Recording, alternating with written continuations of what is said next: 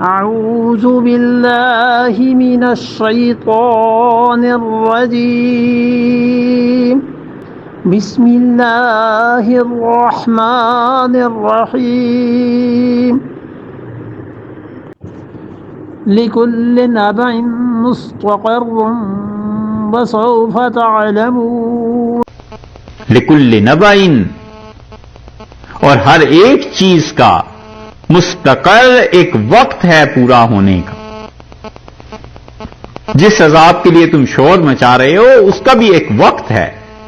اسی لیے جن مفسرین نے یہ کذب بہ کے متعلق کہا ہے نا کہ عذاب کے متعلق آیت ہے، وہ کہتے ہیں اوپر بھی سارا عذاب کا ذکر ہے، اس کے بعد بھی عذاب کا ذکر ہے، تو یہاں پر قرآن پاک کی بجائے اس کا ترجمہ یوں کرنا چاہیے کہ وَكَذَّبَ بِهِ قَوْمُكَ، آپ کی قوم اللہ کے عذاب کو جھٹلاتی ہے، کیونکہ ظاہر ہے وہ رسول اللہ صلی اللہ علیہ وسلم کو رسول ہی نہیں مانتے.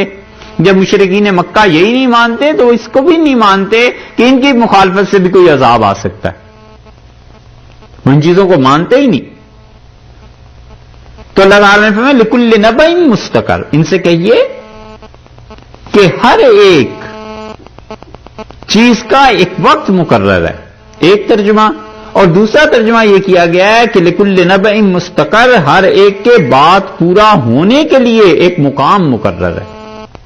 تو اللہ کا عذاب آئے گا جب اس کا وقت پورا ہو جائے گا، ایک، یا اللہ کا عذاب آئے گا اس جگہ پر جو جگہ اللہ نے طے کر دی ہے. اور عذاب یہ دنیاوی بھی ہو سکتا ہے، اور جگہ طے ہو گئی تھی بدر، کہ بدر میں یہ خدا کا عذاب تم پہ آئے گا اور مسلمان تمہیں ماریں گے. اور وقت طے ہو گیا تھا وہی رمضان کا کہ 17 رمضان کو تمہیں مار پڑنی ہے. لِكُلِّ نَبَإٍ مُسْتَقَرٌ، اور اخروی عذاب بھی ہو سکتا ہے، آخرت کا بھی، اور آخرت کا عذاب تو ہے ہی کافروں کے لیے. دو چیزیں. اگر مستقر سے مراد مقام لے لیا جائے تو مطلب یہ ہے کہ جہاں بھی اللہ چاہے گا تمہیں عذاب دے گا. وَسَوْفَ تَعْلَمُونَ، اور اس کے ساتھ ساتھ اللہ نے فرما دیا وَسَوْفَ تَعْلَمُونَ، اور آگے اب یقیناً تمہیں پتا چل جائے گا. سوفا کا مطلب یہاں پر یقین کے معنی میں ہے، تاکید کے لیے، جلدی کے لیے نہیں. سوف یعلمون کا مطلب سوف تعلمون، سوف تعلمون کا مطلب تم انقریب نہیں، تم یقیناً تمہیں پتا چل جائے گا، یقیناً تم جان لو گے کہ خدا کا عذاب کیا ہے. اور انہوں نے جان لیا. جب بدر آئی ہے، ہوئی ہے جنگ، تو رسول اللہ صلی اللہ علیہ وسلم نے فرمایا ان سے، کافروں سے جو کنویں میں پھینک دیے گئے تھے، آپ نے فرمایا وجدنا ما وعد ربنا حقا، جو ہمارے پروردگار نے وعدہ کیا تھا فتح کا وہ تو ہمیں مل گیا، ہم نے پا لیا. هل وجدتم ما وعد ربکم حقا، تمہیں بھی پتا چل گیا جو اللہ نے جہنم کا وعدہ تم سے کیا تھا، یہ عذاب ان پر آیا. وسوف تعلمون، اللہ نے فرمایا کہ یقین سے تم لوگ جان لو گے. اور ایک اور بہت اچھی بات مفسرین نے لکھی ہے، وہ کہتے ہیں کہ اس آیت کا مطلب یہ ہے کہ ہر عمل کی ایک جزا ہے جو لوگوں کو مل کے رہے گی. بس جو اچھے کام کرتا ہے اس کا ثواب اسے مل کے رہے گا، اور جو برے کام کرتا ہے اس کی سزا اسے مل کے رہے گی. اس لیے آدمی برائی میں پڑے ہی نہ. برائی توبہ سے معاف ہو گئی، چلو برائی نیکی سے معاف ہو گئی،